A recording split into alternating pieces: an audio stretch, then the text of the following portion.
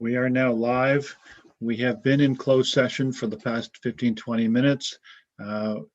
As a result of coming out of closed session, we had to switch Zoom meetings, and we're just waiting for everyone to get reconnected. I believe everyone except Deputy Mayor has now been reconnected. We'll give him a couple more minutes.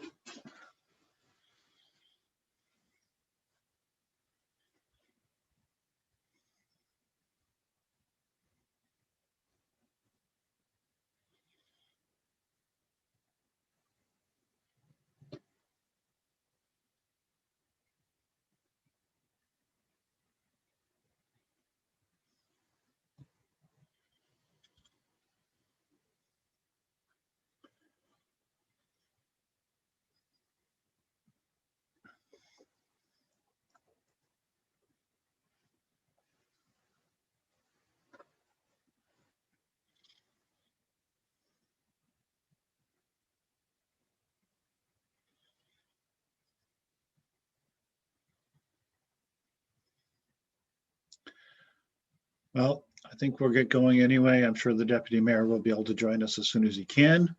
And if not, he'll be reaching out to the clerk to try to figure out his access. Okay. With that, I will call the meeting of the special session of council, this virtual meeting for Monday, January the 25th, to order. As noted, we have been in closed session for the previous 15 or 20 minutes.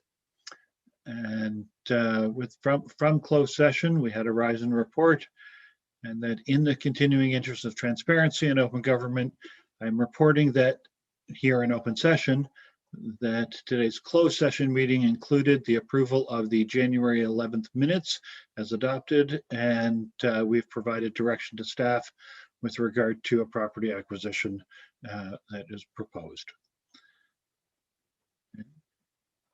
Moving forward to the confirmation of the agenda. And we have the agenda before us for the special meeting. Are there any edits or amendments to the agenda from staff?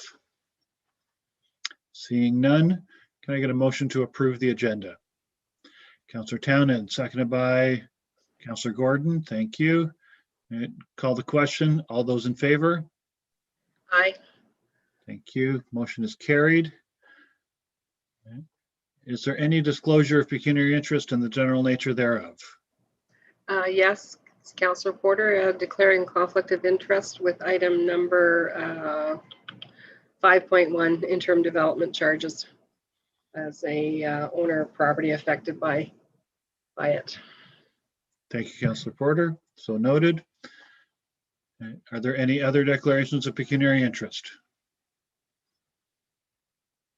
Seeing none, we'll move into the agenda. Business to be considered. First off is 5.1. We have the interim development charges. I believe we have Ms. Merritt, the director for that department, and Mr. Dickey, the treasurer, available for any questions. Council, did we have any questions for this report? Seeing none, Mr. Dickey, did you have anything to add to it at this time? Through you, Mr. Mayor. No, nothing new to be added to what's in the report. Thank you. Okay. And the Deputy Mayor is now joining us. That's good. Excellent. Thank you. I should throw back the question, Deputy, is there any disclosure of pecuniary interest in the general nature thereof for this meeting? Thank you. We've just introduced the item 5.1. Did you have any questions for staff with regard to it? And since there are no questions at this time, do I have a motion? Councillor Townend, so moved. You're moving the recommendation. Thank you. Do I have a seconder? Deputy, thank you. Okay. It's moved and seconded. Any comments with regards to this? No, Your Worship. Deputy, anyone else? Seeing none, I'll call the question. All those in favor? Any opposed? Motion is carried. We move to item 5.2, the Lennox and Yankton Ridge Runners Snowmobile Club Memorandum of Understanding. We have a report before us. Do we have any further comment from staff on this? No, Your Worship, unless there's any questions. Thank you. Council, do you have any questions with regard to the MOU? I have a Deputy- question. I'll go to the deputy first and then I'll go to Councillor Porter. Go ahead. Thank you. Through you, I was just wondering if the comment from Public Works that stays on the south side of the drainage swale, I think it mentioned, should that actually be in the description? So for clarity, not only this year, but in the future as well?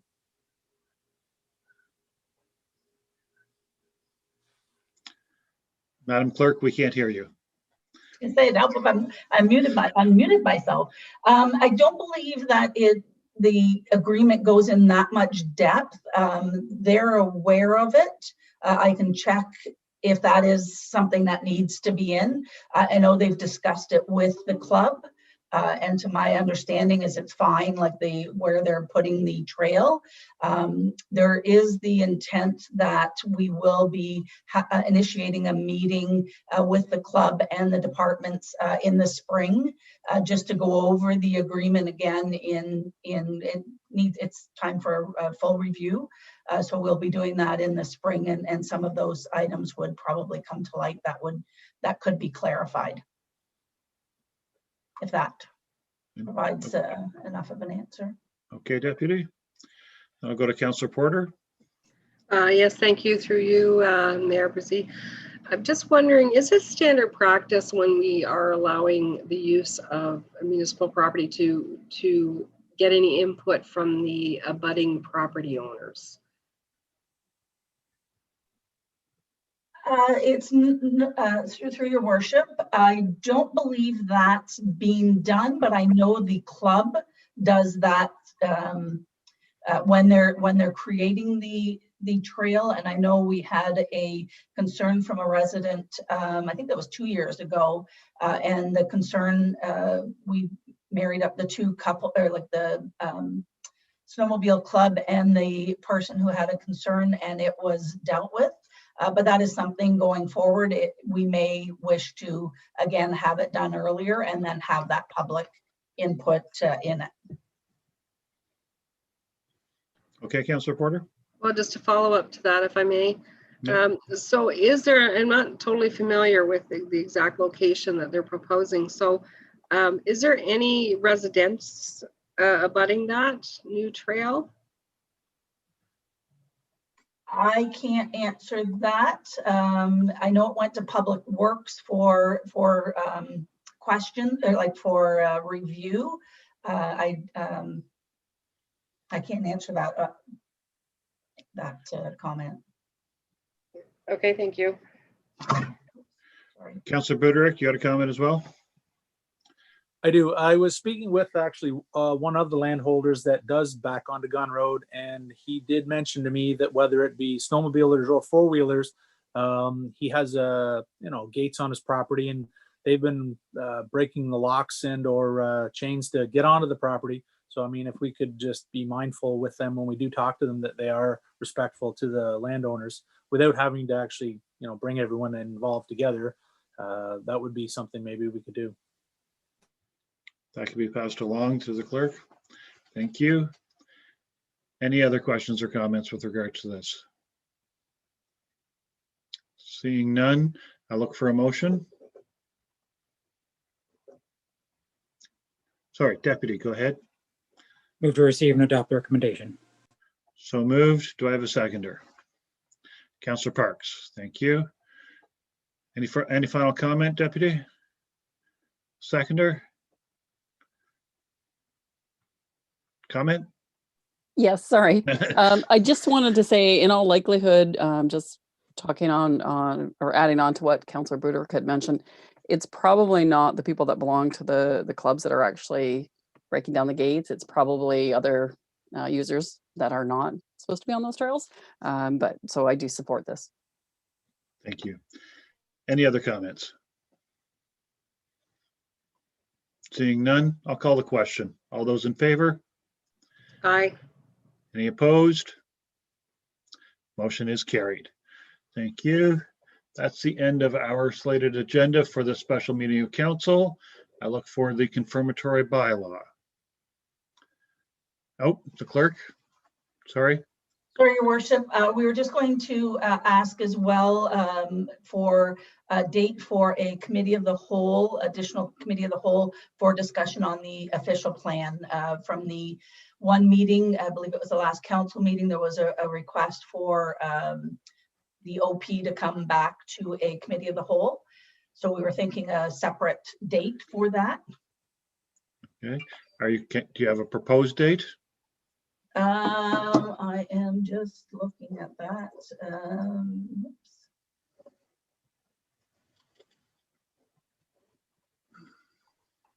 Sorry. I believe Director Merritt, do you have the date that you were preferring? I believe it was after the 15th, right? If I could, Your Worship, I think we were looking at the 15th is a holiday. Believe that's Family Day, so we were looking at the 16th. Tuesday, the 16th is a proposed date for a committee of the whole meeting to discuss the OP. Mm-hmm. Thank you. Right. Just looking for eyes to confirm that. Does anyone have a known conflict on that? Councillor Parks does. Anyone else? No. Do you have an alternate date that would not conflict for Councillor Parks? If I may, Your Worship, Monday, February 22nd would be an alternate date. Mm-hmm. Don't we have a council meeting that night? No, I believe No, it canceled because of the OGRA conference. Yes. Understood. Okay. 22nd, okay for everyone? I'm seeing nods. Do you need a motion to that effect, Madam Clerk? Yes, please. I get a motion to approve a COW meeting for the OP. Deputy Mayor, seconded by Second. Councillor Porter. Thank you. Any comments? Call No. the question. All those in favor? Any Aye. opposed? Motion is carried. We're scheduled for the 22nd for a COW on the OP. At 6 p.m. Thank you. Anything else I need to add? So now I can go back to the confirmatory bylaw. Oh, Councillor Gordon? Hi, sorry, February 22nd, Yes, correct? yes. Yeah, I was looking over the wall that I'm expected to become a grandfather that day. So I might be down at the hospital. I don't know. And that's an important factor. I think we can excuse you for that. That happens, so. And unfortunately, schedules don't always work well for that one. No. And Okay, best of luck to you. Thank you. thank you. Can I get a motion for the confirmatory bylaw, or did I already have one? No. Motion so moved by Councillor Buderick, seconded by Councillor Townend. All right, call the question. All those in favor? Any opposed? Motion is carried. Motion to adjourn this special council meeting. Deputy, moved. seconded by Councillor Parks. All right, call the question. All those in favor? Any opposed? Motion is carried. We are adjourned. It is 6:19. We are scheduled to go into our committee of the whole budget meeting at 6:30. In the interest of the audience, I will ask that we stay in this meeting session, but simply turn off the cameras for a few minutes and meet back here shortly before 6:30. Thank you. I'll see you in a few minutes.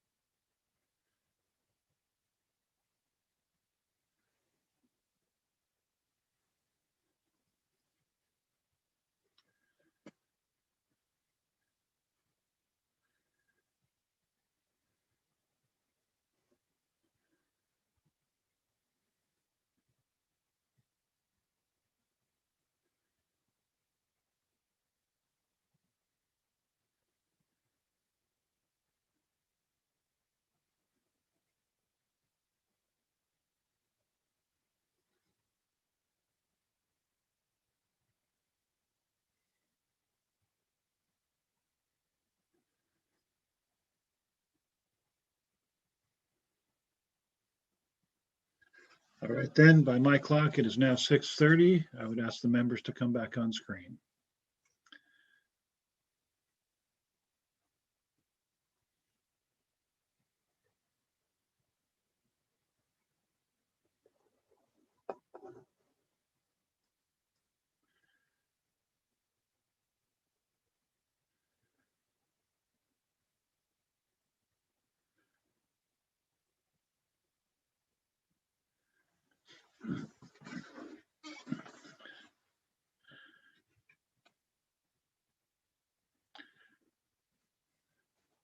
Welcome, ladies and gentlemen, to this Committee of the Whole Budget meeting this Monday, January the 25th. We have been in both closed and special council meeting, but we are now moving into the Committee of the Whole. At this time, I would make note that Councillor Porter has been having technical difficulties and is available and with us, but does not, her camera is not working properly, so she can't appear on screen. And I will ask that she call out when there's a vote or a question so that we can make sure we get her input to that as well. I note that Councillor Gordon hasn't rejoined. Give him just a moment. As usual for a virtual meeting, if we have any technical difficulties for any members of council, I will call a brief recess. If we can't get that member reconnected fairly quickly, as long as we still have quorum, I will continue the meeting in their absence, and hopefully they can manage to get reconnected. And so we are called to order. We have an agenda before us for the Committee of the Whole. It is a single item agenda, and we do anticipate that this presentation will continue for this evening and move to Thursday for continuation in the second part of the presentation. Okay. Can I get a motion to adopt the agenda, please? I see Councillor Parks and Councillor Townend. And call the question. All those in favor?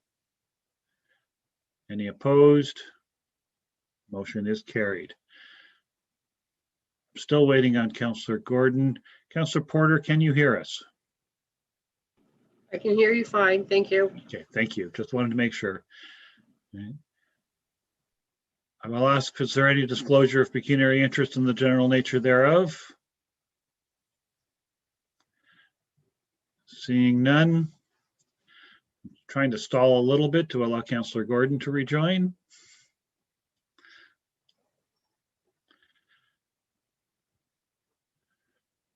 I know he has the material. Yeah, there he is. Okay. And so with that, we shall move into the staff report for the proposed 2021 budget. I'd like to start by expressing my appreciation to our staff, specifically the Director of Finance, Treasurer, and Deputy Treasurer for the tremendous amount of work, but that also includes all of the management team and many staff members have taken a lot of work to put together this budget presentation and package. It's great. Your work and your efforts are greatly appreciated. Should I start with you, Mr. CAO, or should we move directly to the presentation? Thank you, Your Worship. Yes, you can start with me. I would just ask Phil to turn his camera on as well, because I believe that he is doing the slides for us tonight. Are you? Okay. And we can't hear you, Mr. Renier. You prefer it that way, Mr. Mayor. I'm just sharing my screen right now. And, okay. So hopefully it's the right screen. Yes, it is. Perfect. Looks like it. Oh, and actually, while I'm at it, I would like to ask council, if you have questions during the presentation, in order to try to get us through the presentation, if you have questions during it, if they are brief questions, we'll take them kind of on the spot live, kind of yes or no answers. If they are larger questions, I've asked staff to be recording those questions and ensure that we get them captured to be able to provide detailed answers as we move through. Okay, to the clerk. Your Worship, the Deputy Clerk will be taking those notes. If she misses something, she'll just put on her mic and ask for it to be repeated, but it'll just be bullet points. So if when the questions are, if they can make it clear that they would like that in the parking lot, that would help us out immensely. Thank you. Council's clear on that? Thank you. Okay, I guess we get going. Mr. Renier. No, Oh, thank you, Mr. Your CAO. Worship. Yes, I'm going to start. You were right the first time. If I could get Phil to turn his camera back on as well, because maybe he can't if he's sharing his screen. No. I just want to be able to direct him. Okay. I am here. Next slide, please. And the next one. Okay, so as the mayor said that we're going to pause after each section. So if council have questions, there'll be time at that point. And the questions are being recorded if there's something that we will need to get back to you with. And we will copy everyone when we do that if there's something that we need to find out for you.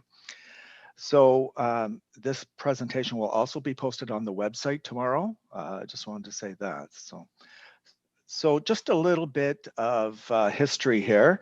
The budget, which is the most important policy document which council approves every year, is the foundation for the budget is the strategic plan which council approved for 2019 to 2023.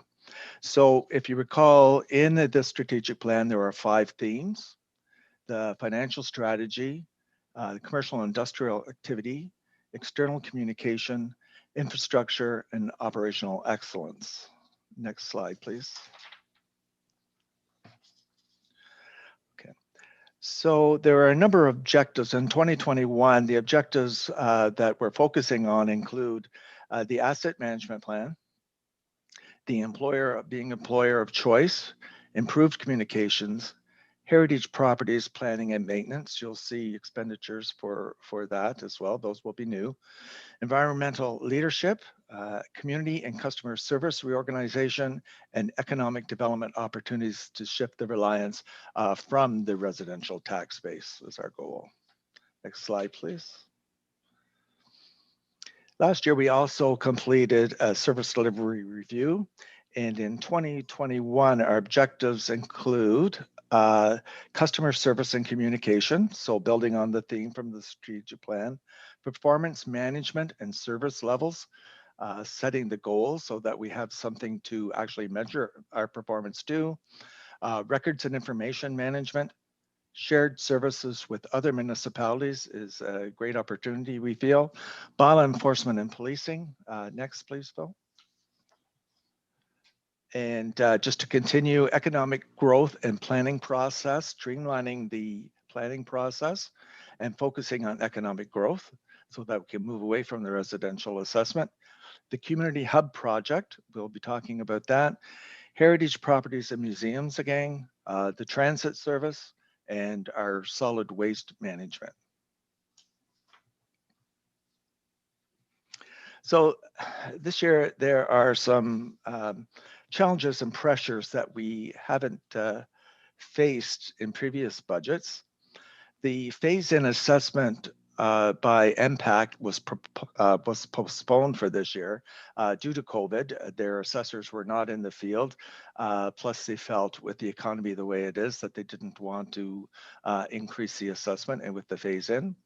So we have no phased-in assessment as we would normally have. There are non-discretionary pressures such as insurance costs, which are escalating, as you can imagine. The collective agreement and the cost of oil, which seems to affect everything from our fuel to our surface treatment to our paving and other aspects of construction projects.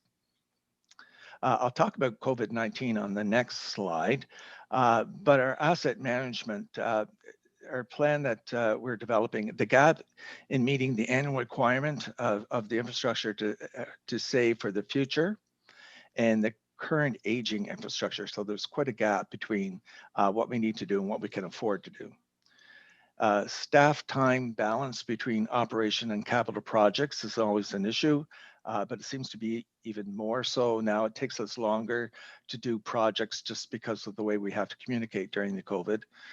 The reliance on the residential tax rate, I've mentioned that a couple of times. That's a pressure that we need to address. being competitive with neighboring municipalities despite variation of services. It's really difficult to compare because we all provide different services different ways.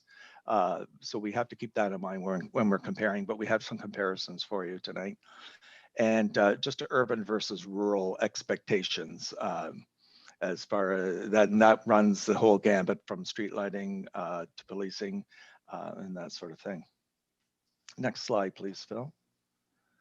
So just to focus on COVID-19 for a moment, we lost $410,000 in recreation revenues. Of course, there were some savings as well because we haven't had all of our facilities open during the pandemic period. The $410,000 does not include our ferry fees, which we have a loss as well. The ferry pays for itself, so we are not showing it on this slide.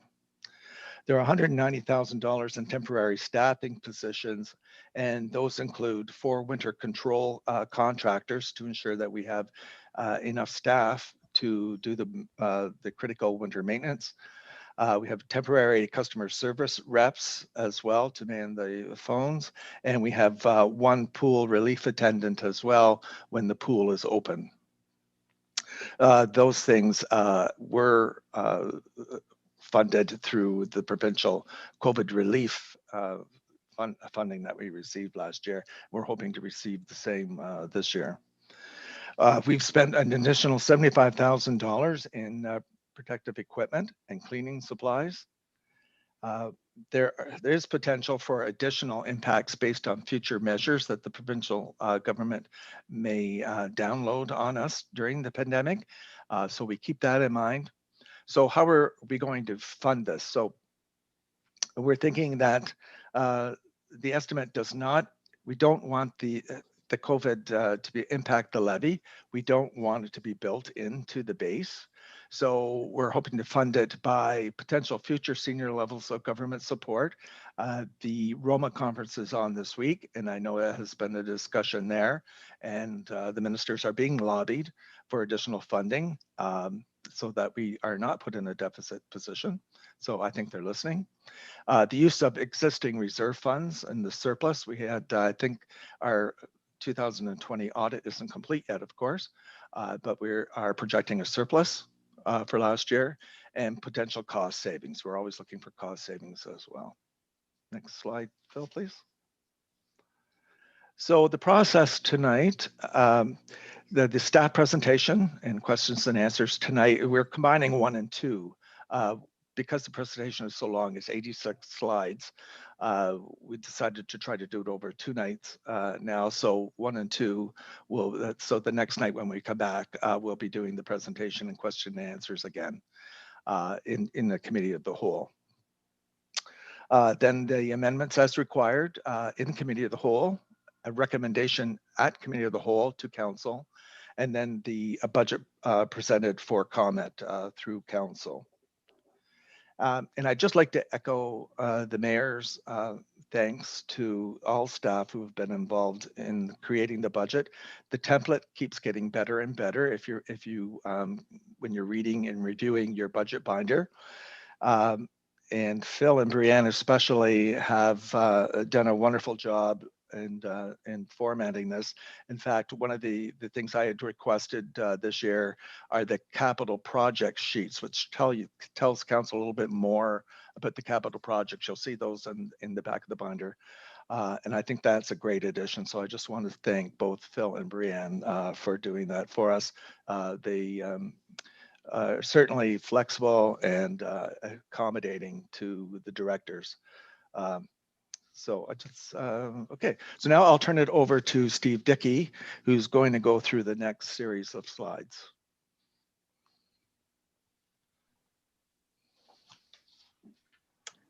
Good evening, Council, through Mr. Mayor.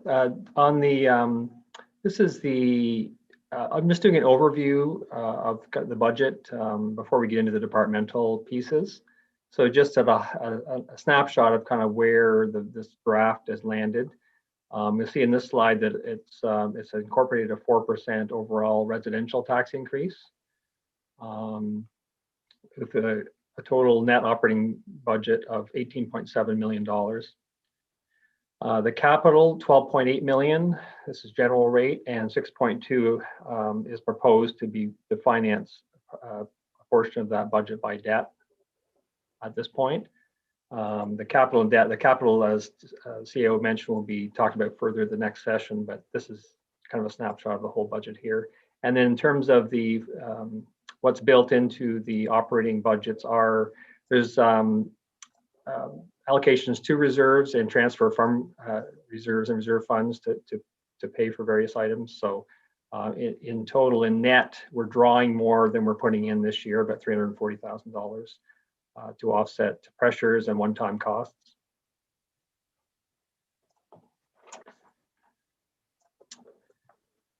So at a high level, the budget, the proposed budget includes about a $1.4 million increase from the previous year. And you'll see from the top box there, about almost a quarter of that comes from new assessment that's come on the roll. That's MPAC's put on from new subdivisions, new homes, new businesses, leaving about 1.1 million from just from the rate increase. So you'll see in this table here, it shows the last few years of rate increases plus proposed one for this year. So you will see that with the flat assessment, with no phase in of assessment, you'll see it does put pressure on our own purposes. So a larger proportion is coming from the rate, which we might otherwise have picked up from the normal phase in of assessment. So so the proposal right now overall is 4%, as I mentioned, 3.4% last year, or 0% the year before that.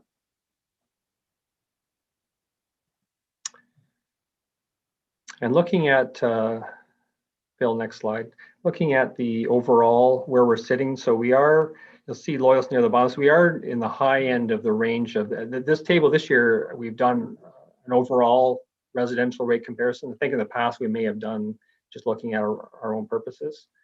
So we've decided to build in the full cost. So it would include upper tier and school boards for all the comparators. That way we can compare to Kingston and some of the cities as well. So just at a sort of high level, we are towards the high end of the range, this graph shows.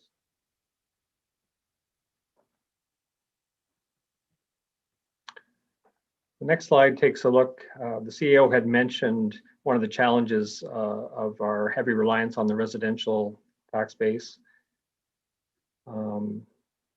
So we did about a 10-year look at to see whether it's changed much. So it looks like it hasn't really changed much. We've averaged around between 89 and 91% has been of our assessment has been residential for a while. So it's kind of been pretty flat, with the other 6%, I believe, being commercial and 4% for industrial and multi-res. So very, very highly dependent on the residential taxpayer to fund our taxes.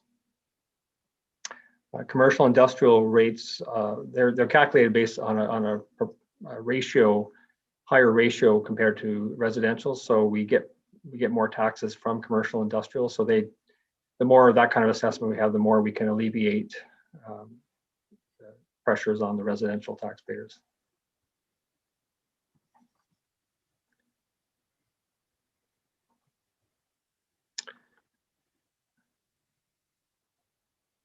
So this slide, it's just kind of busy to see, but basically it's just a snapshot of where the taxes go. We provide some of this information, this type, in the annual tax insert that we send with the final tax bills in June. So it gives a taxpayer an idea of where the money is going. This is based on a $300,000 assessed value house, so approximately a little over $200 a month. On the left side is what someone with a property valued at $300,000 would pay. On the right-hand side gives an idea of kind of by expenditure where things would go. For example, you see in there 10% would go to the OPP, 10% of the average of an average tax bill would go to pay policing costs. See, 1% goes to Conservation Authority. Right now we have about 9% built in for capital as part of the annual what's collected from the annual average taxpayer. So just to give an idea of kind of where the money goes. a good tool to provide information to residents.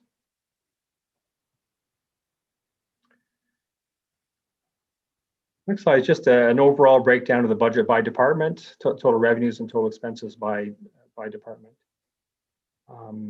So the upcoming departmental presentations will break these down and kind of look at what's included in each of them. So you get more information by detail coming in future presentations.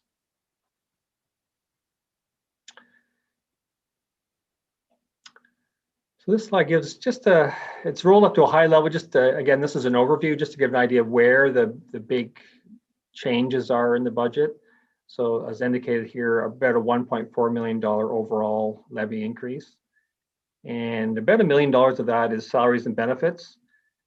Of that, roughly 1 million, probably 600,000, give or take, is our new positions that have been built in, and the other 400,000, give or take, are for increased costs related to staff that we currently have in place. So again, so 2/3 of our the increase is related to those costs. There are extra benefit costs, and as well as the regular collective agreement increases and that sort of thing included in that total.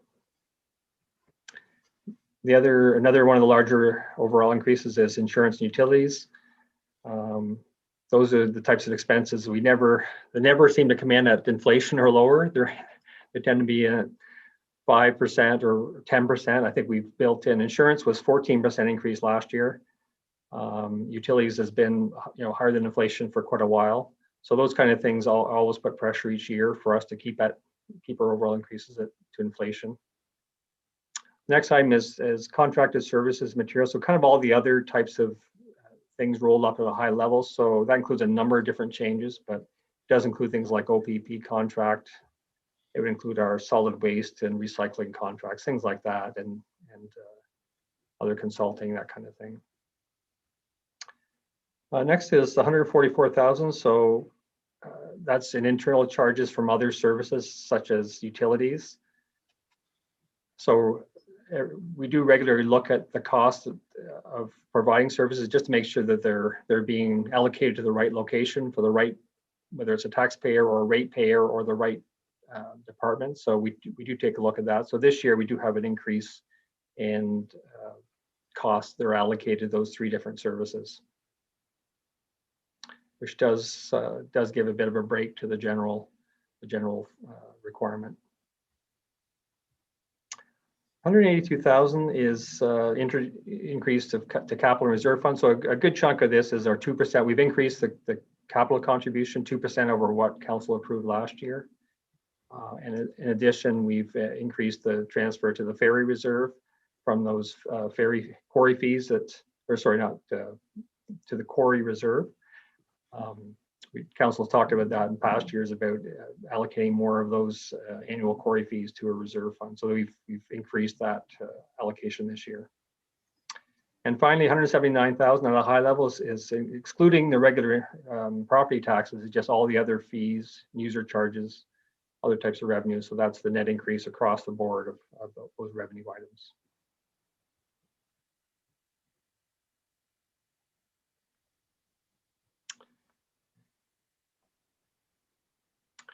And as I mentioned earlier, we've used reserves and reserve funds to help keep the levy down. We do have a 1.4 million being used to offset costs where appropriate and as per council approved policy. A couple of the big ones in here, as noted in this list, is we have a little over $500,000 for temporary staffing and accommodations. So that's using working fund type reserves to fund one-time items that are not permanent things we want to build permanently into the tax base. So that's one of the larger transfers from reserves. And also the big one here is capital. So in the bottom right-hand corner, about 640,000 to fund capital as part of our capital financing plan this year. And just a note on reserve funds, finance has been working on updating the policy for council, and that will come early this year. So we'll take a look at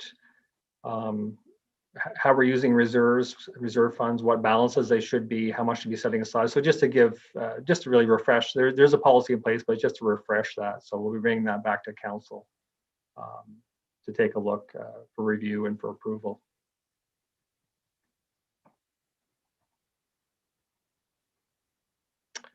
Okay, so non-departmental. So we're starting into the departments. I don't know if Mr. Mayor, whether so far it's just an overview, whether I want to stop there for a minute, see if there's any questions on the overview or on the introduction at this point. And did any member of council have questions on the overview so far? Not seeing any. Go ahead, Mr. Dickey. Okay, thank you. So we do have we separate revenues and costs that aren't directly applicable to a specific department into what we call it non-departmental. So as noted in this slide, it would include things like not our main property taxes, but things like supplementary property taxes are included here. OMPF revenues flow through here. Penalty interest and investment income. Last year we had them in financial services. We've moved them into here this year because they're more of a corporate-wide revenue. They're not really specific to just finance. So those are the kind of revenues would come in through this department. On the cost side, we have the biggest one is our capital contribution, which I think is about 2.3 million. Transfers to reserves and reserve funds come out of this area, as well as payments on debt. And other things would include things like tax write-offs and allowances, so those kind of things. So those are the types of things that flow in through this non-departmental. And the next slide just gives a high-level look at what the order of magnitude of this. Yeah, so about 2.3 last year, down to about 2 million this year. Again, I think some of that, I can't remember if that, we do have the extra revenue allocated in here that we didn't have in the past, the investment and interest revenues. So just giving you an idea of what's in there. So so a net of about $2 million in non-departmental this year.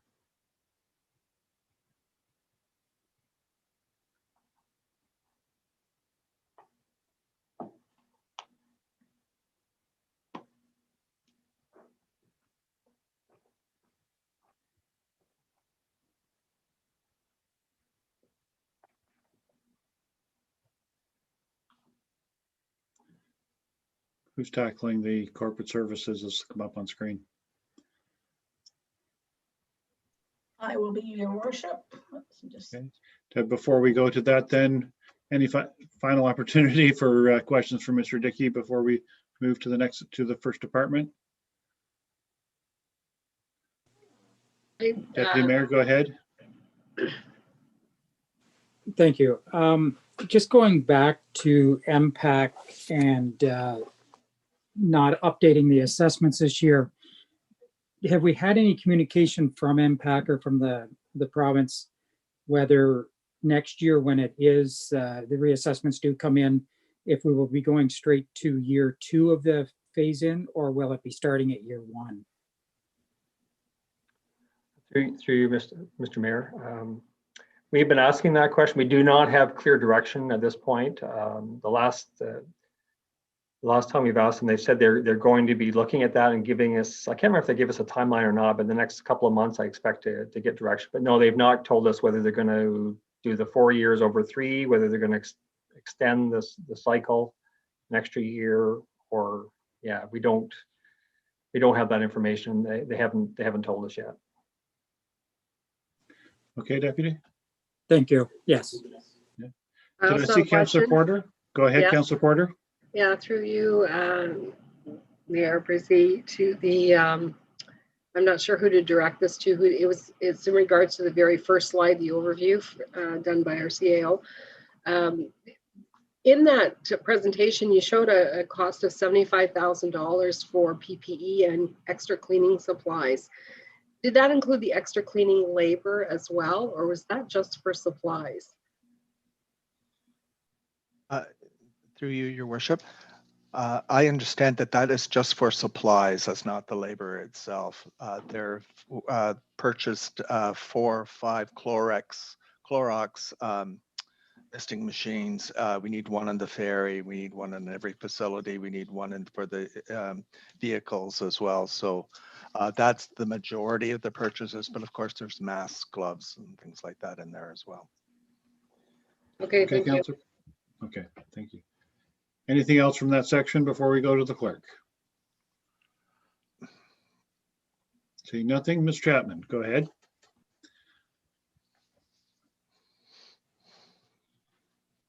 I think Ms. Chapman may be frozen. Give her a few seconds here.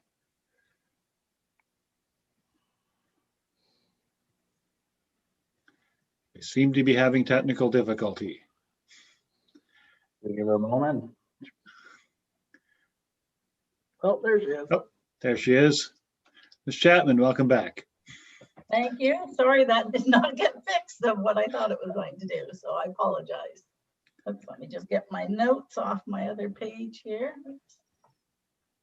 Sorry, 1 second. It shifted everything on me. Okay, so for corporate services, we are, let me just get my Zoom meeting up again. And I apologize for that. Oops, why that? There we go. Okay. So for corporate services, it can be found on tab 2, page 15 of the budget binder, and it shows a 251,300 increase over 2020 for a 15% increase. Next slide. So for that staffing levels, it's for an IT coordinator position. It was supported in part of 2020, however, not filled with service delivery and everything else that was going on. But this position will allow the department to be proactive rather than reactive in regards to the stability, security, integrity, and efficient operation of the in-house information system. We all know just with cyber attacks and those types of things, the more we can do to secure our networks, the better. And the marketing coordinator position was a part-time position in recreation. The intent is to move it to a full-time position in corporate services that will assist in communications, but in the development and delivery and coordination of a full range of communications, marketing, advertising, civic engagement, includes public engagement, branding and promotions for the corporation. We'll be looking at proposing the development of a township app, or we're looking at having that ready for 2021. Enabling e-commerce on the township website, which we know is a need, which will help again the public in being able to go on the site and do e-commerce. And through the service delivery review in the CAO's office, initiate projects as a result of the review completed in 2020. Next slide. So, oops, why am I not seeing this?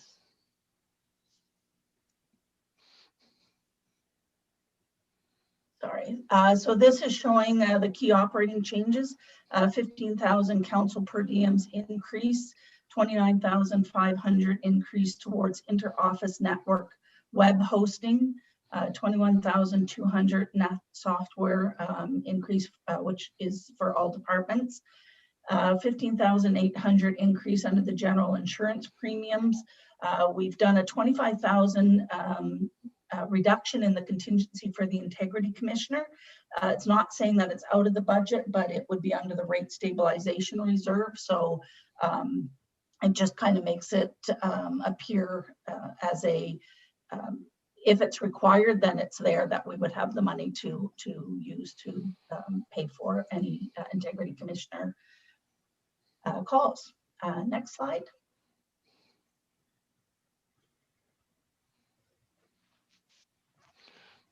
Oops, have I frozen again? Nope, we Okay. can still hear you.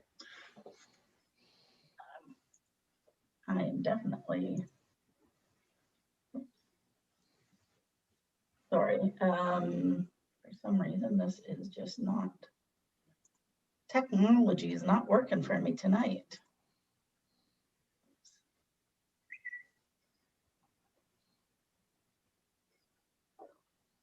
Sorry, I apologize, 1 second. Okay, and the last is the community grant applications and council ad hoc grants, which it shows a listing, and that will be going through council for recommendations. So that's 10,800. And I believe maybe someone from finance can speak a bit more to that in regards to the overall amount. So it's 10,800 plus 12,000 that is in the grant allocation to be disposed of. And the last slide, I believe, is the 2021 capital budget of 135.5. Sorry, Debbie, Yes. we're doing capital on Thursday. Oh, okay. Sorry, I'll say that. You're done. I'm done. Perfect. Any questions? Okay, any questions with regard to the Corporate Services Department and what was just presented? So I see none. I think we can move on to the next section. Thank you. The next section is Steve Dickey will be back for business services. Thank you.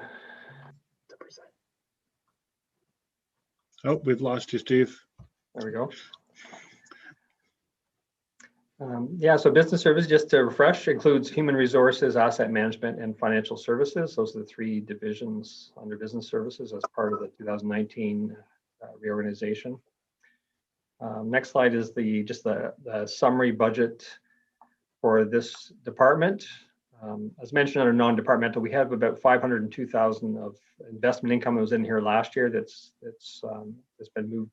Would have been in this department last year. So that's been moved out into the non-departmental. So that makes it look worse than it is. So the increase isn't 600,000 for business services, but say about 500,000 of that is investment income has been reallocated to non-departmental.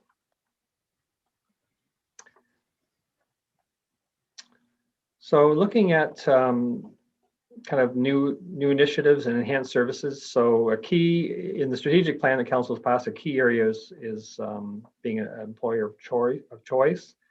So the single biggest item of change in business services is another human resources resource. Even without the extra initiatives here, the service delivery review has recommended another HR position be added. We have only one position, which we've had for quite a number of years, but there has been, a fair bit of growth and activity over the last 10 plus years. So there's a lot of pressure on our current one staff. So in addition to that, we do have initiatives through the strategic plan to enhance our staff, to look at a strategic staff training, professional development training. So in addition to the extra staff, so we do have a bit of extra money in there for staff training, professional development, employee engagement. So some of the initiatives that are beginning to fall under the strategic plan. So we need to look at some of that. So that's the first box as well as the last two boxes, sort of jump around a bit. And so the second box is 80,000 for asset management. So that includes, again, a couple of key areas under the strategic plan, which is asset management, including the heritage assets. So about 80,000 is built in this year. Now that is pretty much all funded by either grants or reserve funds. So that's not actually hitting the bottom line for the most part. So, but some strategic areas being looked at in 2021. And the other item on there is our multi-year budgets. We've been taking a stab at looking at multi-year projections the last couple of years, as you've noticed. We want to continue to enhance that. So we do have a software that council's approved to put into place. So we're hoping to get to that this year, and it'll make doing the multi-year budgets easier, simpler, and we'd like to expand on that to help give council a better look ahead at what future years will look like by department, and to be able to do better planning and better projections. So as well as we've continued to develop our long-term capital plan, we've continued to enhance that, look at funding plans, and just, yeah. So a lot of internal resources are applied towards towards those in those areas to meet the strategic initiatives that council has set out for us.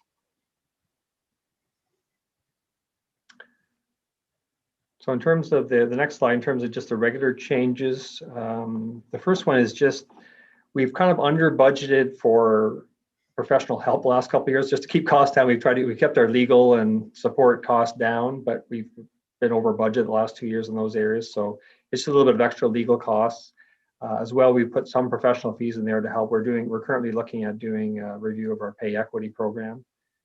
So there's a little bit extra in there for those couple of things, kind of bringing us up to more probably where we should have been budgeting.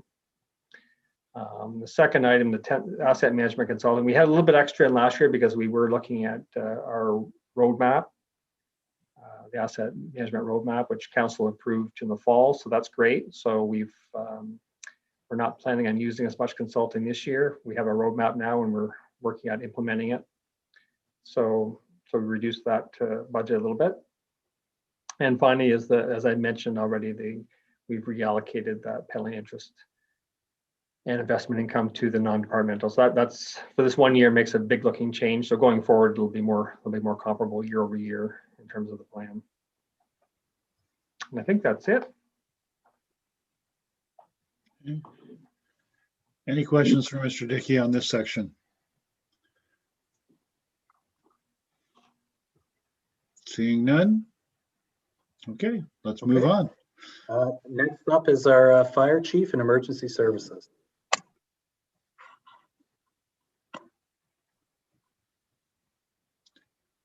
Chief, are you able to join us? There he I is. am. Just had to wait to get my camera turned on. Good evening. Phil, next slide, please. Sorry. The emergency services 2021 operating budget request is for an increase of $148,000 or 8% over last year. This is outlined on tab 2, page 22 of your binder. There are no increases in level of service or new programs included in our 2021 budget. 2020 was a unique year for the emergency services department. We faced a lot of pressures with staff and operating requirements and protocols. So we're just going to continue status quo this year and give our personnel a little bit of a breather. So hopefully that works. So next slide, please, Phil. So our key initiatives are outlined on tab 2, page 23. They identify a full-time firefighter position. This is a continuation of the hiring of a total of 4 full-time firefighters to ensure an adequate response Monday to Friday during daytime hours. The service delivery review suggested we look at staffing levels, especially with regards to COVID and those working from home. Of our current roster of 90+ volunteer firefighters, only 3 have advised that they are working at home for an extended period, none permanently. Unfortunately, COVID has seen us have at least 6 of our shift workers now working straight days, further impacting daytime operations. At this time, it appears that some of these people may remain on straight days for years to come. The COVID situation has not had a positive impact on our available daytime responders. Council will be provided with our year-end report in February that will highlight the 2020 response levels versus 2019, and it'll identify the positive impact the full-time staff have been having between the hours of 7 a.m. and 5 p.m. We continue to work with the asset management plan and incorporate this into our master fire planning.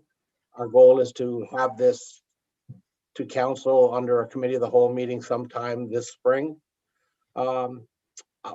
Apart from wages, insurance, and station operating costs, the only area we are requesting an increase in is $11,000 for our PPE supplies. Although we are using more on a regular basis, the cost increase of certain products is what is the main driving force of this increase. We've gone from paying $15, $17 for a box of gloves to $40, things like that, and of course, this is being across the entire municipality because all departments are using a lot of PPE right now. So that's about it. Thank you, Chief. Does anybody have any questions with regard to this report? None? Okay, then we move forward. Okay, moving forward, we have Ms. Merritt from Economic Growth and Community Development Services. And he got it right. Yay. Okay, so now I don't have to say it again, right? I may trip over that one. So good evening. So we will cover the proposed operating budgets for the Economic Growth and Community Development Services Department. I'll call it EGADS moving forward.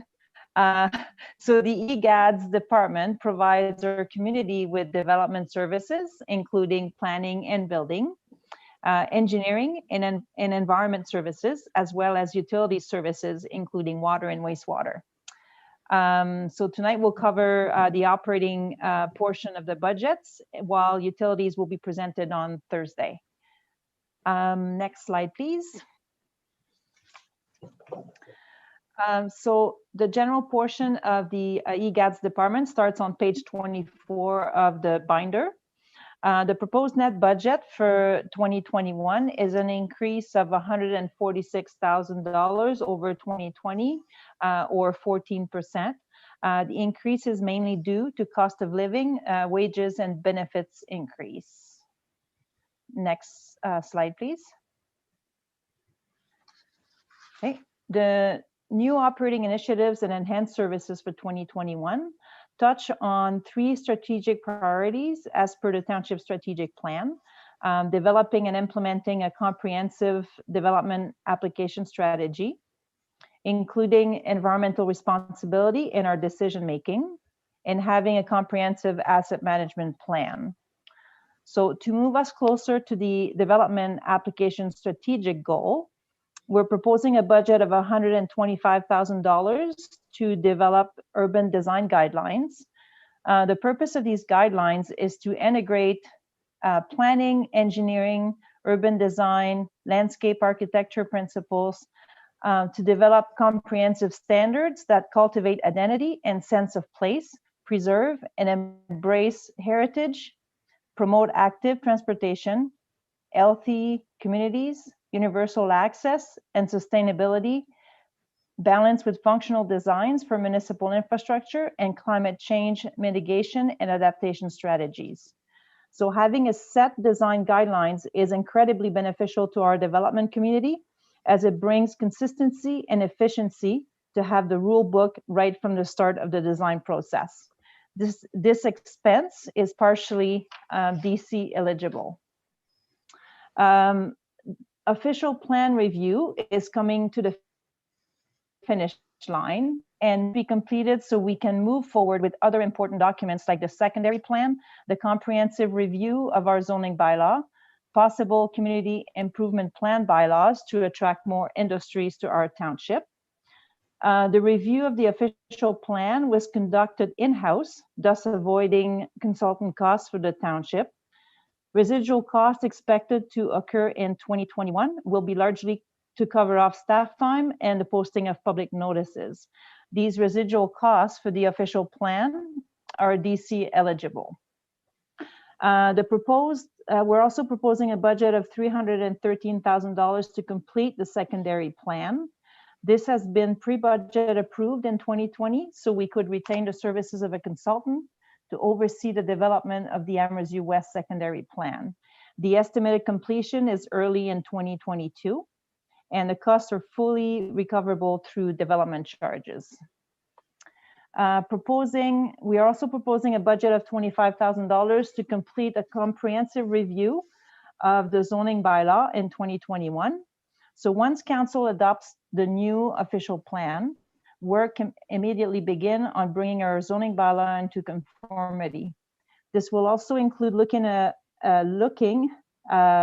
amendment requests, trend to consider appropriate changes aiming at reducing the number of amendment requests moving forward. This review will largely be done in-house. The budget requested is to engage outside experts to assist us in updating certain sections of the bylaw, such as parking and traffic management policies. This is also partially funded through DC. Lastly, under the strategic priority, we're requesting a budget increase for the Development Services Division to move the part-time heritage assistant position to full-time and add a planning component to help process planning applications and improve our review timelines. This is a budget impact of $55,000. We currently employ a heritage assistant to support the Heritage Committee 3 days per week. So we're proposing to move it full-time to spend 2 days on planning functions.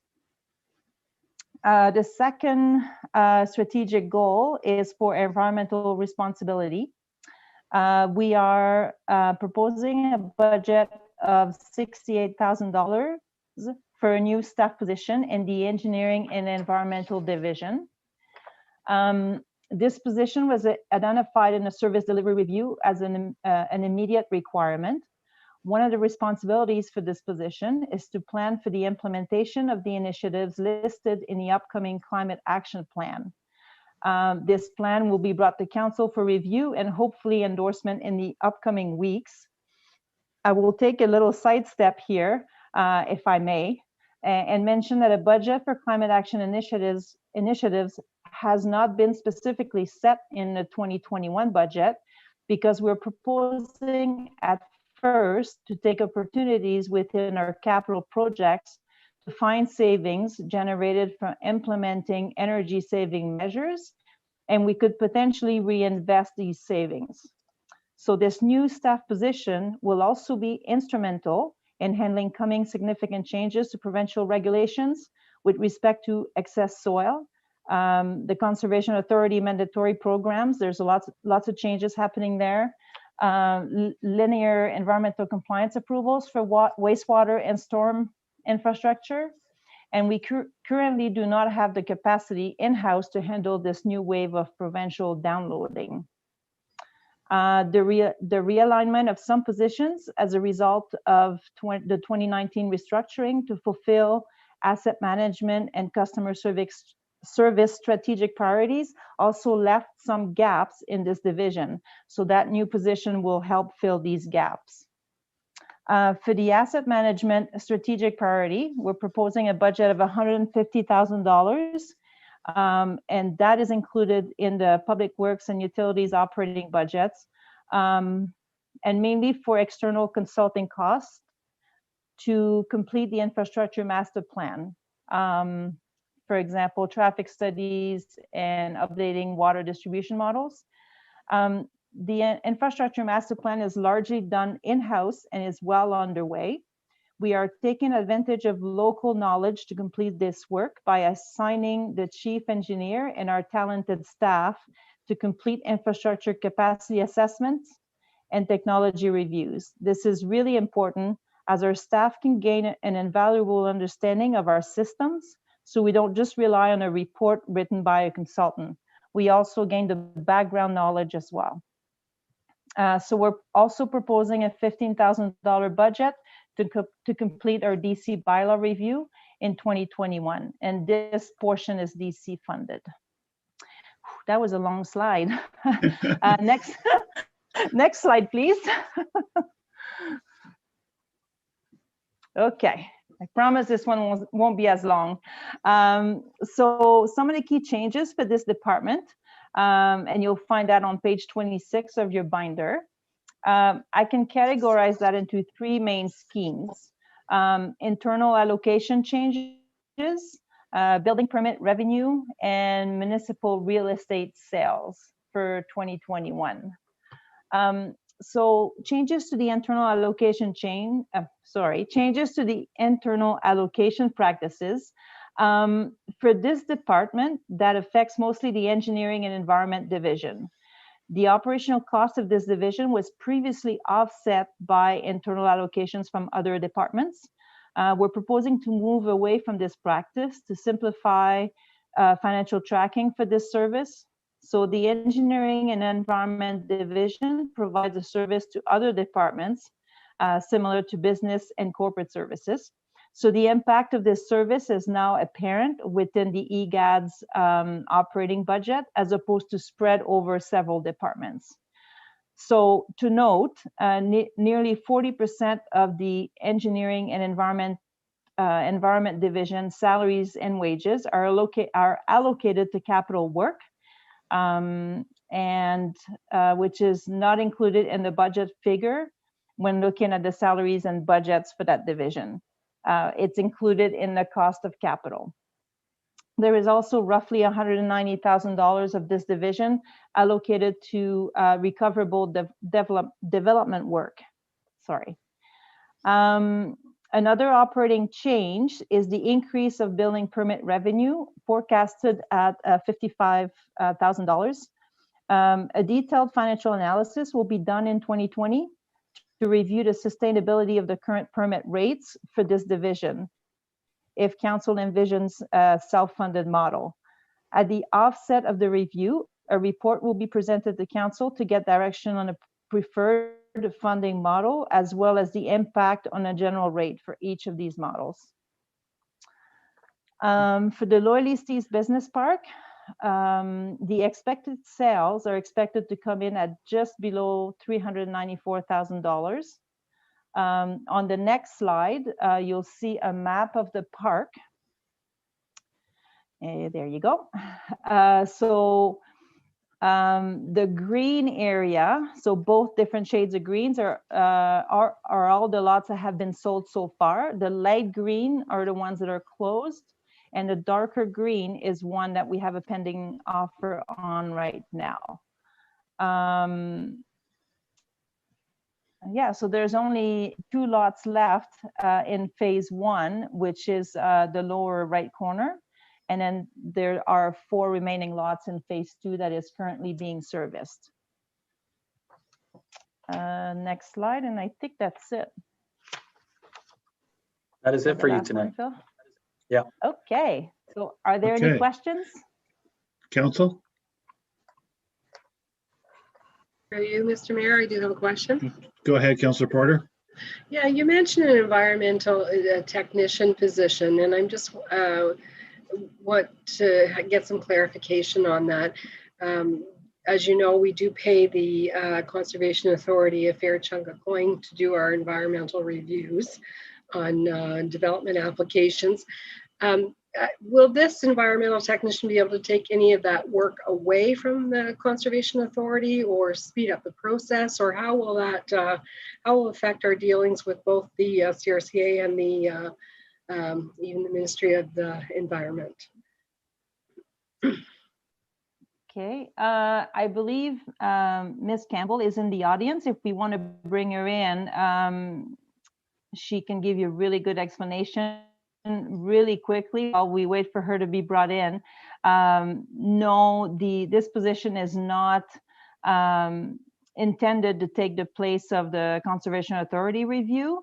The review that the Conservation Authority is doing for these applications are very much focused, and we don't have the expertise in-house to do these reviews ourselves. So I think Jenna just came in. Ms. Campbell? There you are. Hello. Sorry.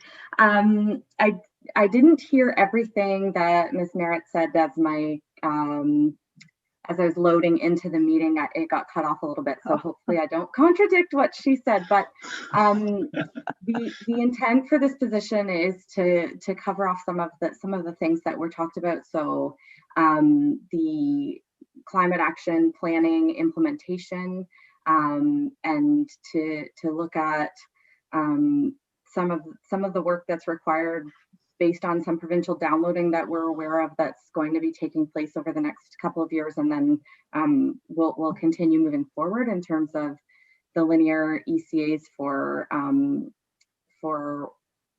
sanitary and stormwater, as well as the soil management regulation.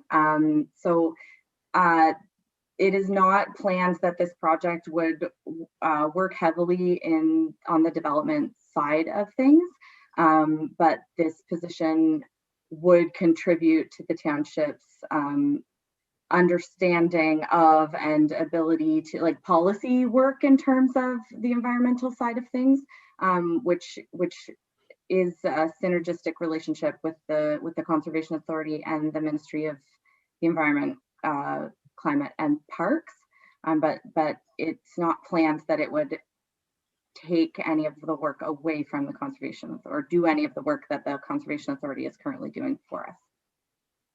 Okay. Councillor Porter, is that okay? Yes, thank you very much. I just want us to be totally cognizant of not overlapping services or duplicating of services. Yeah, thank you.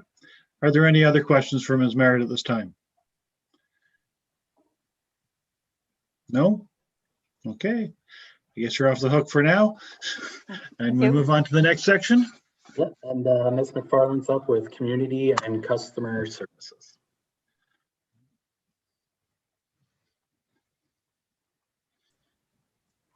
Ms. McFarland? Good evening, Councillor and Mr. Mayor. I will be presenting the 2021 Community and Customer Services Operating Budget. Recently, Council approved a restructuring for this department, which divides it into 3 different divisions: Recreation Services and Facilities, Heritage, Culture and Tourism, and Public Works. I will be presenting the department in those 3 separate divisions, even though the budget for Heritage, Culture and Tourism is included in the recreation budget in the budget binder. The overall department operating budget is projecting an approximate increase of $420,000 or 6% above the 2020 revised budget. This information can be found in tab 2 from pages 29 to 33. Next slide, Phil. As stated, Council has approved a restructuring of this department, and the goals of that restructuring are to improve customer service levels, provide an enhanced focus on public enjoyment of our heritage and culture, to create balanced workloads and efficiencies, and to provide some succession planning. Next slide. Recreation services and facilities. The 3 areas that I'm going to focus on tonight for operating are virtual programs, staffing, and service levels. The recreation services have been heavily impacted by the pandemic. Staff will continue to adapt and develop creative ways so that they can continue to support our municipality and our community. And this includes an expanding on our current virtual programming that we're offering. Increased staffing is required to continue to support live recreation activities during the pandemic. These staffing costs are proposed to be funded by reserves, COVID funding, and they will not impact the levy. As part of the restructuring, pre-approval was given for an increase of 2 net positions, and these are required to facilitate the previously stated restructuring goals. And they are included in the current recreation and facilities budget. For service levels, the restructuring will allow for an increase in service levels both externally and internally, and will provide the necessary resources to continue to develop, complete, and implement the corporate customer service strategy to meet our strategic goals. Next slide, Phil, please. This graph identifies the cost recoveries that we've been able to attain in recreation services. Years 2017 to 2019, they're actual recoveries, and they show a steady increase over this timeline. For the years 2020 and 2021, we have identified the budgeted projections, as 2020 has not yet been finalized. As stated previously, recreation services have been heavily impacted by the pandemic. Therefore, the actual cost recoveries for 2020 and 2021 will not be near the level of the previous 3 years. The lost revenue has been identified in 2020 and has been included in all of our financial reporting related to the pandemic, and this will continue into 2021.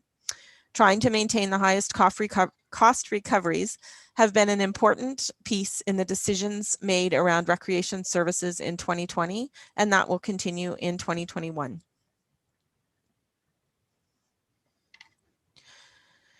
Heritage, Culture and Tourism. I just wanted to touch briefly on the new division. The budget, as I said, for this division is currently within Recreation and Facilities. but I thought it would take this opportunity to outline the vision that we have for this new division. That's quite a mouthful. We want to develop and strengthen new and existing partnerships locally and regionally to enhance Loyalist Township for resident as well as visitors. To achieve this, we are focusing on 3 operating initiatives: developing a heritage plan, a cultural plan, and a tourism plan. We see these plans all working together to fully capture the opportunities that lay within this municipality. Our heritage plan will focus on protecting our historical artifacts and buildings and sharing history with the community, and further highlight our Indigenous history and stories of living legends.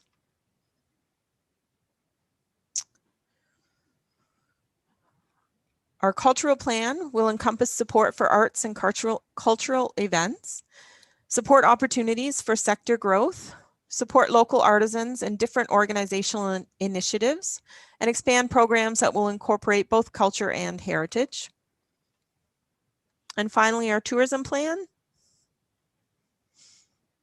is the final piece in bringing this vision to the public. We will endeavor to promote the Loyalist brand, expand partnerships within our region, identify synergies of cultural and agritourism, and highlight the uniqueness of the area through creation of themed tourist activities. Public Works.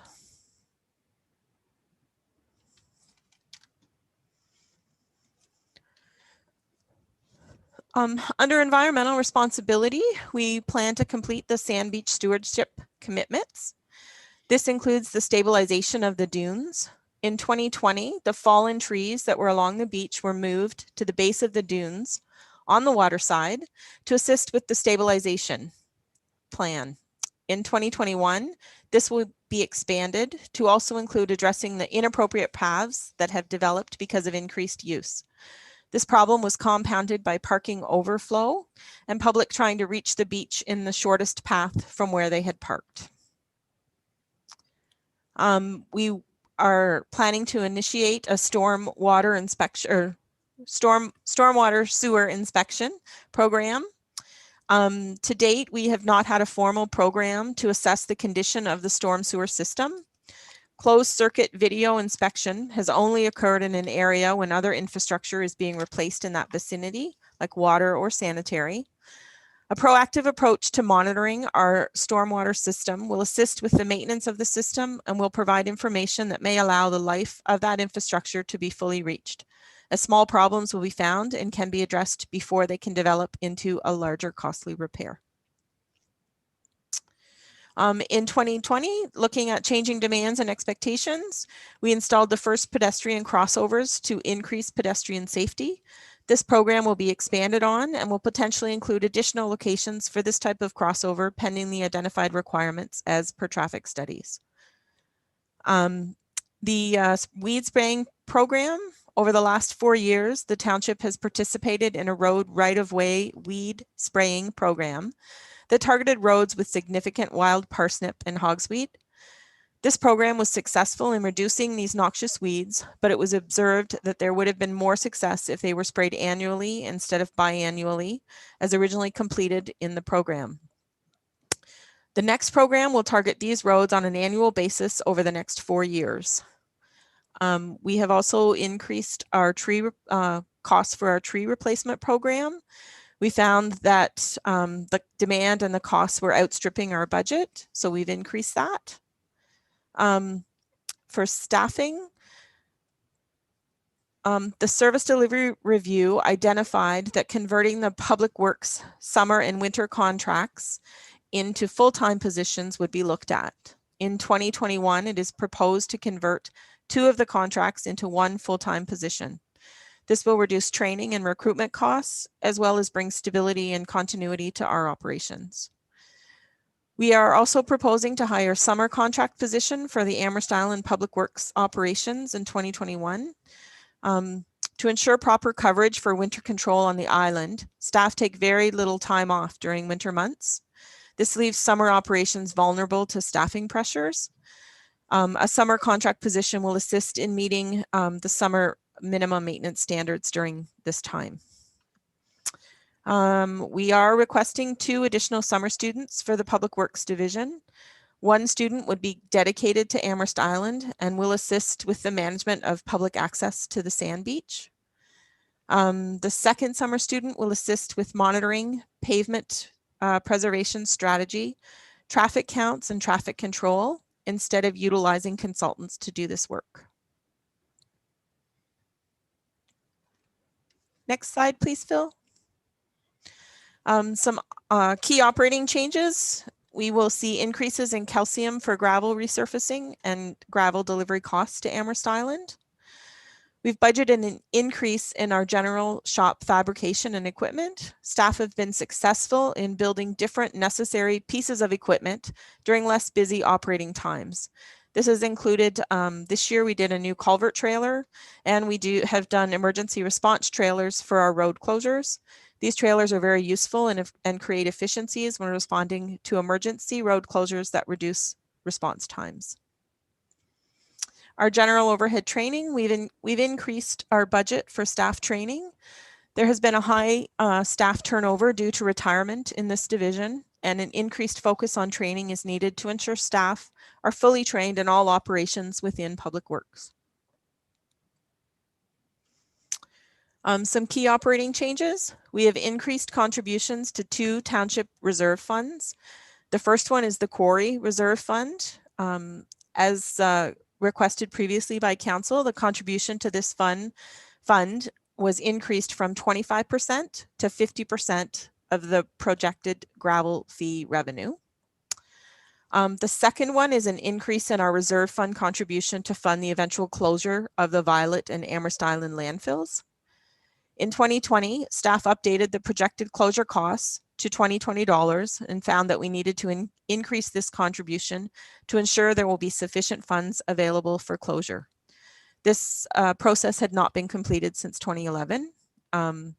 Factoring in waste diversion levels, the Amherst Island landfill life expectancy is 25 to 40 years, and Violet landfill is 23 to 34 years.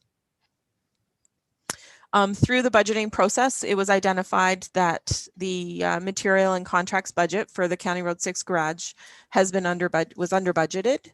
And this increase that you see is just reflective of the 4-year average for this account.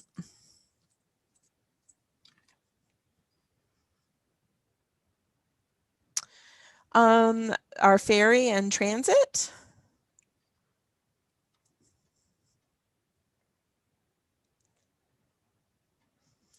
The 2021 proposed transit operating budget is projecting an approximate increase of $173,000 or 24% above 2020 revised budget.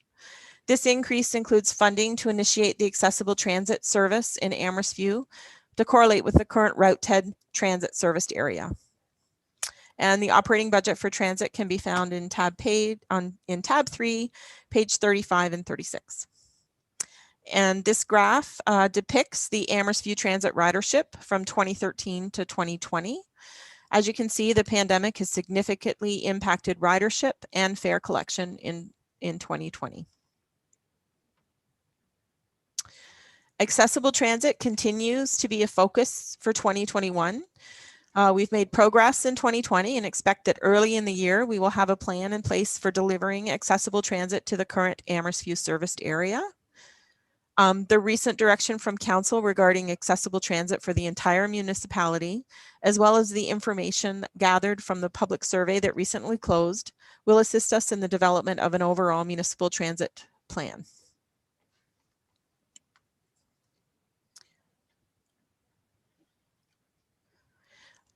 The ferry operating budget. The Amherst Island ferry service is funded through user fees and provincial subsidies, and the budget was submitted to MTO last October in accordance with the operating agreement. The 2021 proposed ferry operating budget projected an approximate increase of $111,000 or 3% above the revised 2020 budget. These increases are mainly attributed to staffing and fuel costs and some expenses that we're expecting to see for furniture for the new ferry office when it comes. And the pandemic had a significant impact on the completion of the new ferry and dock project, and completion is now expected in 2021. And I think That is it. Yep. Mm-hmm. Thank you. Does anyone have any questions for Director McFarland? It's a rather large area to cover. I'll go to Councillor Gordon. We can't hear you, Councillor Gordon. Sorry. What did we budget again for traffic calming measures? Right now in the operating budget, there's $20,000 for that. And then in the capital budget, we are also looking at installing a different, we're going to talk about it when we talk about capital, but a higher level crossover than the ones that we recently have installed. Okay. And is there in that budget, I guess, is there any possible look at expansion in terms of like Manitou or even Odessa Main Street? I know that we did the paint on Spears and Kildare, and I actually haven't heard whether we have anything back from that to show that that's helped significantly, but I'm just curious if is something in there as for Manitou and Odessa. Main Street would be the two that now that I would consider. Oh, and Amherst Drive as well. So as I said, we do have consultants looking at doing traffic studies, and the Manitou area is an area that we are looking at that for this type of crossover, or we're waiting to see what they recommend are the best for those areas that are being studied. Okay, thank you. Thank you. Other questions with regard to this very large department? Seeing none? Nobody? Okay, we move forward. All right, next is going to be the external agencies, which I believe our CIO, Mr. Silver, is going to speak to.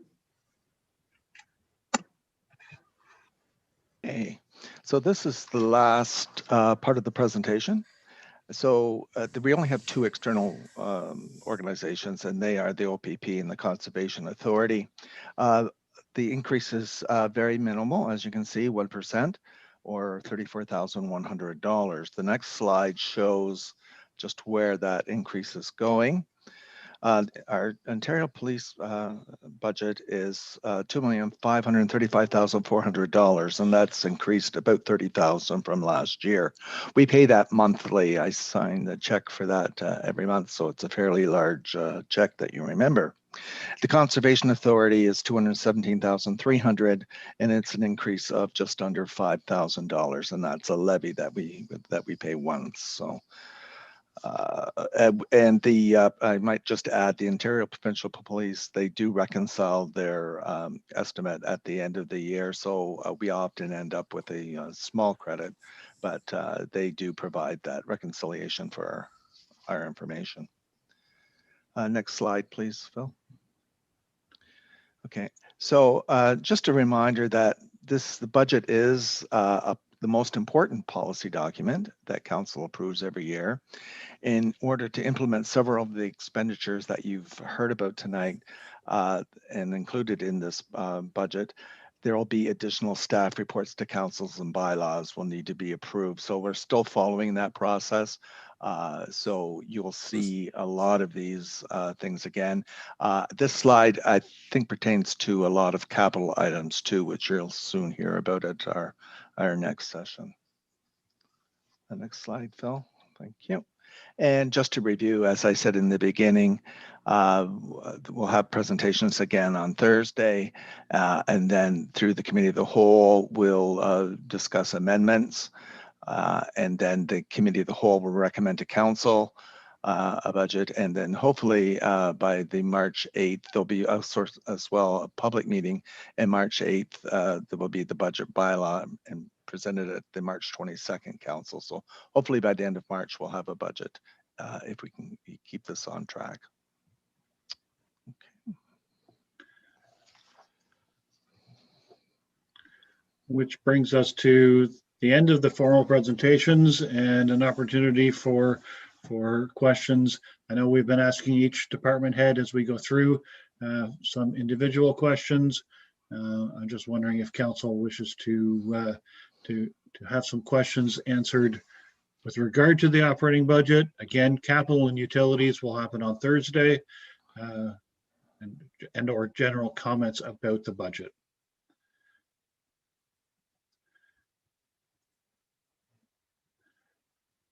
Anybody?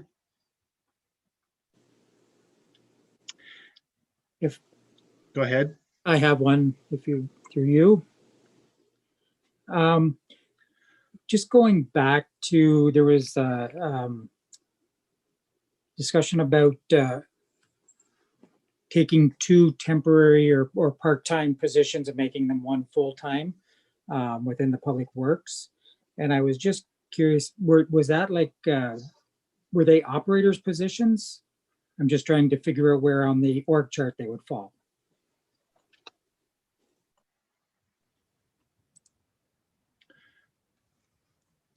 McFarland? Yes, they are operator positions. Traditionally, we have winter contract positions and then summer contract positions. And we, we post for each one. We post for the summer contracts and we post for the winter contracts. And we have traditionally, or we have been finding that finding the staff has been very difficult. This year, for example, for our winter contracts, we had to post on 3 different occasions in order to meet our complement. So all of those are costs. And then if we don't have returning people, we have higher training costs as well. Deputy? Okay, thank you. That answers it. Any other questions? Seeing none. Any general comments about what you've heard so far this evening?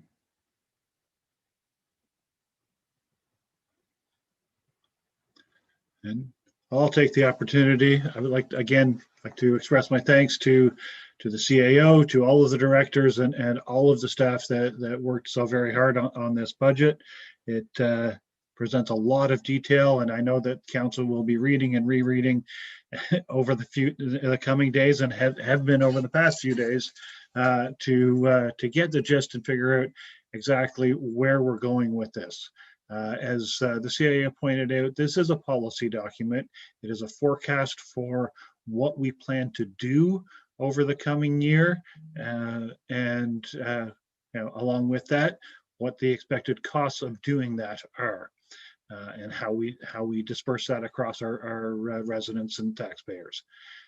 So I greatly appreciate the efforts that have been done. I do believe it ties very well into the strategic planning that we did over the previous 2 years to ensure the township is getting to where it needs to be. Now we have to figure out if we can afford it. Okay. So with that, if there are no more questions, does the CIO have any final comments?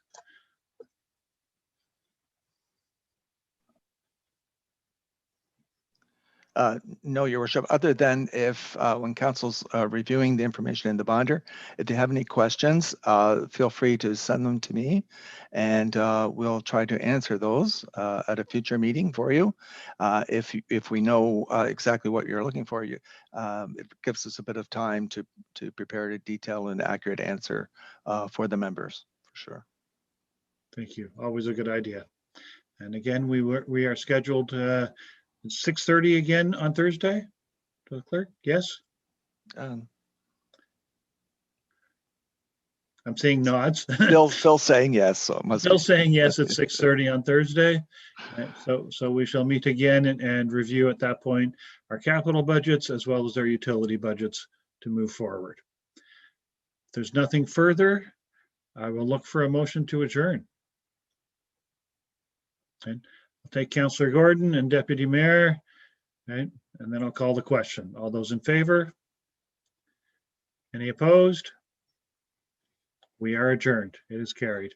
Thank you, and I will see you all on Thursday night.